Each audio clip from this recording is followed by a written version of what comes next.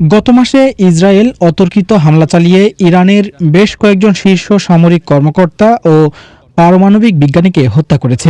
এই হামলা এতটাই নিখুঁত ও সুনির্দিষ্ট ছিল যে প্রাথমিকভাবে ধারণা করা হচ্ছিল এইসব কর্মকর্তাদের অবস্থান সম্পর্কে আগে থেকেই জানত ইসরায়েল। প্রশ্ন হলো তারা কিভাবে এত নিখুঁত তথ্য সংগ্রহ করল। সম্প্রতি বিবিসি ফার্সি বিভাগকে দেওয়া এক সাক্ষাৎকারে সেই রহস্য ফাঁস করেছেন ইসরায়েলি গোয়েন্দা সংস্থা মোসাদের সাবেক উপপ্রধান রামি ইগ্রা। সবই তথ্য প্রযুক্তি ও উদ্ভাবনের মাধ্যমে করা হয়েছে। বিশেষ করে সাইবার জগৎ থেকে তথ্য সংগ্রহ করা হয়েছে। যদি আপনার হাতে একটি মোবাইল থাকে তাহলে আপনার কোনো কিছুই গোপন নেই। এটা সবার জন্য প্রযোজ্য।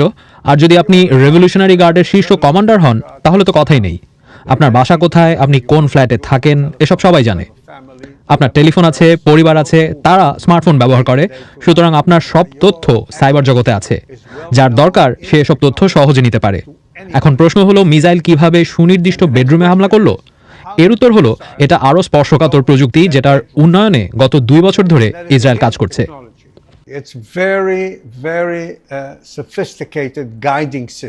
তবে ইরানের শীর্ষ সামরিক কমান্ডাররা নিহত হলেও অন্যান্য কমান্ডাররা নতুন করে সেই দায়িত্ব কাঁধে তুলে নেবে।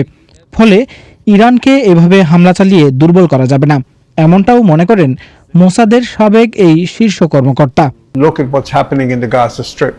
গাজায় ইসরায়েল ধীরে ধীরে প্রায় সব হামাস নেতাকে মেরে ফেলেছে, কিন্তু দেখুন সেখানে হামাস এখনো সক্রিয় আছে।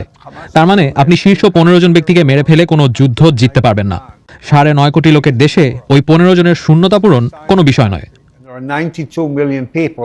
ইরান যদি দ্রুত পারমাণবিক অস্ত্র তৈরি করে ফেলে, তার জন্য ইসরায়েলি প্রধানমন্ত্রী নেতানিয়াহু এবং আমেরিকার প্রেসিডেন্ট ডোনাল্ড ট্রাম্প দায়ী থাকবেন বলে মন্তব্য করেন মোসাদের সাবেক এই উপপ্রধান। কারণ বর্তমান পরিস্থিতি ইরানকে সেদিকে ঠেলে দিতে পারে বলে আশঙ্কা তার।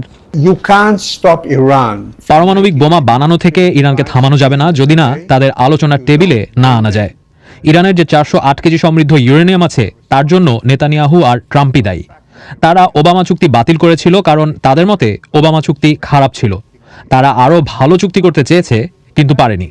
Netanyahu wanted an excellent deal, and because he wanted an excellent deal, he didn't get a good deal. I believe we can reach a comprehensive solution. 2015 সালে ওবামার শাসনামলে করা চুক্তির পর ইউরেনিয়াম সমৃদ্ধকরণ প্রক্রিয়া থেকে সরে এসেছিল ইরান। চুক্তির শর্ত অনুযায়ী ইরান সংবেদনশীল পরমাণু কর্মকাণ্ড সীমিত করতে রাজি হয় এবং দেশটির বিরুদ্ধে আনা অর্থনৈতিক অবরোধ তুলে নেওয়ার শর্তে আন্তর্জাতিক পরিদর্শকদের পরমাণু কর্মকাণ্ড পরিদর্শনের অনুমতি দেয়। তবে মার্কিন প্রেসিডেন্ট ডোনাল্ড ট্রাম্প ক্ষমতায় এসে 2018 সালে সেই চুক্তি বাতিল করেন। এরপর ইরান আবার পারমাণবিক সমৃদ্ধকরণ কর্মসূচি জোরালো করেছে বলে ইসরায়েল ও পশ্চিমা কিছু দেশ দাবি করছে।